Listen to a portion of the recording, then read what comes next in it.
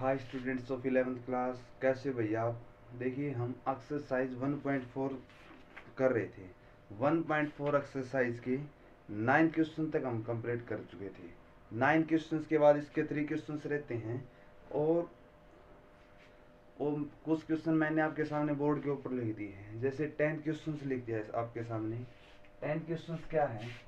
10 questions में हमें कह रहा है if x is equal to a b c d and y is equal to f b d g, दो set x and y दिए हुए हैं तो हमें फाइंड आउट करना है। पहले उसमें तो क्या करना, फर्स्ट पार्ट में x माइनस वाई को फाइंड आउट करना है। आप सभी जानते हो, कई क्वेश्चन हम पहले भी कर चुके हैं। x माइनस वाई में क्या होता है, यानी कि वे एलिमेंट्स आएंगे जो x के अंदर तो हैं, y के अंदर नहीं है। तो चेक करेंगे, x के अंदर a है, y के अंदर ये एलिमेंट a नहीं है, तो x माइनस वाई में a भी आएगा। सिमिलरली b की बात करें, b किसके अंदर है, x के अंदर तो b है लेकिन b y के अंदर भी है, तो ये इसके अंदर नहीं आएगा। x के अंदर होना चाहिए, y के अंदर नहीं होना चाहिए। इस प्रकार से x माइनस वाई बनता था। अब c की बात करेंगे, c x के अंदर है, y के अंदर नहीं है, तो c इसके अंदर जरूर आएगा। उसके बाद आता d इसके अंदर भी है और इसके अंदर भी है, d दोनों के अंदर, तो इसके बाद d इसमें आएगा नहीं, तो x माइनस वाई में सिर्फ और सिर्फ ये दो एलिमेंट आएंगे। ठीक है बेटा। उसके बाद y माइनस एक्स की बात करें तो सेम पैटर्न, y के एलिमेंट्स जो x में नहीं है, y के अंदर f है, x के अंदर f नहीं है, तो f y माइनस एक्स के अंदर आएगा। b की बात करें, b इसके अंदर भी है, इसके अंदर भी है, तो b इन दोनों में, सॉरी y माइनस एक्स में नहीं आएगा। अब d की बात करें, d भी दोनों के अंदर है तो d भी नहीं आएगा। अब g की बात करें, g इसके अंदर तो है लेकिन इसके अंदर नहीं है, तो ये इसके अंदर जरूर आएगा। ठीक है, ये हो गया y माइनस एक्स। अब इसका थर्ड पार्ट्स क्या कहता है, इसका थर्ड पार्ट्स कहता है हमें x इंटरसेक्शन y निकालना है। x इंटरसेक्शन y क्या होता है, x और y में कॉमन एलिमेंट्स। आपके सामने दो सेट दिए हैं, बिल्कुल साफ साफ दिखाई दे रहे हैं, इनके बीच में कॉमन एलिमेंट्स कौन से हैं, b और d। तो x इंटरसेक्शन y में क्या आ जाएगा, b और d। बात समझ में आई? इससे हमारे फर्स्ट पार्ट कंप्लीट होता है। इसके बाद अब हम 11th क्वेश्चन आएगा। 11th क्वेश्चन मैंने लिखा नहीं, उसको मैं पहले लिख देता हूं एक बार आपके लिए।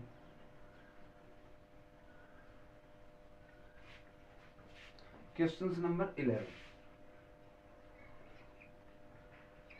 11th क्वेश्चन क्या कहता है, if r is the set of real number and q is the set of rational number.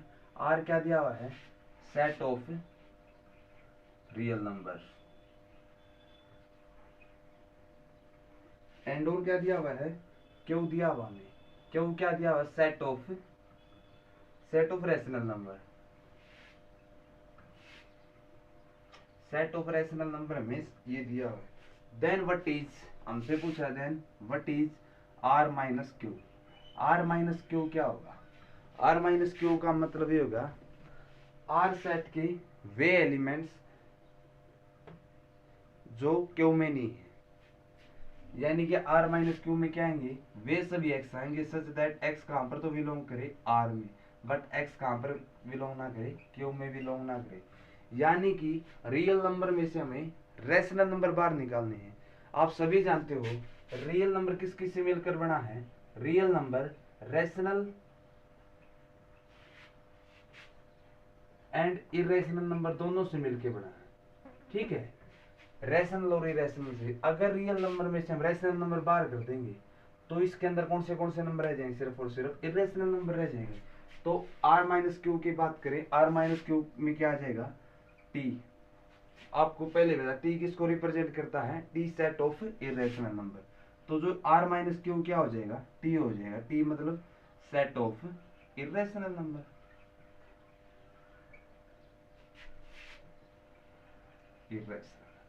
ठीक है बच्चों, ये हमारा r माइनस क्यू हो गया। ये छोटा 11th क्वेश्चन था। उसके बाद इस एक्सरसाइज का लास्ट क्वेश्चन देखो, 12th क्वेश्चन। 12th क्वेश्चन क्या कहता है, 12th क्वेश्चन हमें कहता है कुछ स्टेटमेंट्स दी हुई है, वे स्टेटमेंट्स हमें ये बताने हैं ट्रू और फॉल्स। ट्रू है या फॉल्स है। जैसे 2 3 4 5 एंड 3 6 आर डिसजॉइंट सेट्स, ये बताने दोनों सेट डिसजॉइंट हैं या नहीं है। दो सेट डिसजॉइंट तब होते हैं जब उनका इंटरसेक्शन 5 हो, लेकिन इसके इंटरसेक्शन में, इन दोनों सेट्स के इंटरसेक्शन में कुछ एलिमेंट्स कॉमन आ रहे हैं। 3 इन दोनों के एलिमेंट्स में कॉमन एलिमेंट्स आ रहा है, यानी कि इनके इंटरसेक्शन में 3 आ रहा है। 3 आ रहा है तो इसका मतलब इसका इंटरसेक्शन 5 नहीं है। 5 नहीं है तो ये सेट्स डिसजॉइंट सेट्स नहीं है। लेकिन स्टेटमेंट हमारी कहती है ये सेट्स डिसजॉइंट है, तो इसलिए हमारी स्टेटमेंट क्या होगी, फर्स्ट फॉल्स। फर्स्ट स्टेटमेंट क्या होगी हमारी, फॉल्स। सिमिलरली सेकंड, एक सेट तो दिया हुआ ए ई आई ओ यू एंड दूसरा सेट हमें दिया हुआ है ए बी सी डी, तो ये बताने डिसजॉइंट है या नहीं। तो सिमिलरली इसको ए मान लेंगे, let A is equal to this and B is equal to this. A intersection B करेंगे, इनके बीच में कॉमन कौन से एलिमेंट आ रहे हैं, ए आ रहा है और उसके अलावा तो कुछ नहीं आ रहा है। कम से कम एक एलिमेंट कॉमन आ रहा है, एक एलिमेंट कॉमन आ रहा है, यानी कि इनका इंटरसेक्शन नॉन एम्प्टी सेट नहीं है, एम्प्टी सेट नहीं, नॉन एम्प्टी सेट है, ठीक है। तो अगर इनका इंटरसेक्शन में कुछ भी एलिमेंट कॉमन आ गया, इसके इंटरसेक्शन 5 तो नहीं हुआ, 5 नहीं हुआ, तो ये स्टेटमेंट ये भी कैसी रहेगी, ये भी स्टेटमेंट हमारी फॉल्स होगी। अब इसके बाद इसका थर्ड पार्ट्स के ए सेट और बी सेट इसी प्रकार से दिए हुए हैं। फर्स्ट ए सेट में क्या दिया 2 6 10 14, बी सेट्स में हमें क्या दिया 3 7 11 15। कोई भी एलिमेंट्स कॉमन नहीं है तो ये दोनों सेट कैसे हो गए, डिसजॉइंट सेट हो गए। अगर ये दोनों सेट डिसजॉइंट है तो स्टेटमेंट कैसे होगी हमारी, ट्रू स्टेटमेंट में गई। इसके बाद लास्ट की बात करें, लास्ट में आप समझ पा रहे होगी 2 6 10 3 7 11 2 डिसजॉइंट सेट्स हैं, यानी कि कोई भी एलिमेंट्स इनके अंदर कॉमन नहीं तो डिसजॉइंट सेट्स हो गए, तो ये भी स्टेटमेंट कैसी होगी, ट्रू स्टेटमेंट होगी, ठीक है। इसी के साथ ही हमारी एक्सरसाइज 1.4 कंप्लीट होती है। आप उसको पढ़ना। Thank you.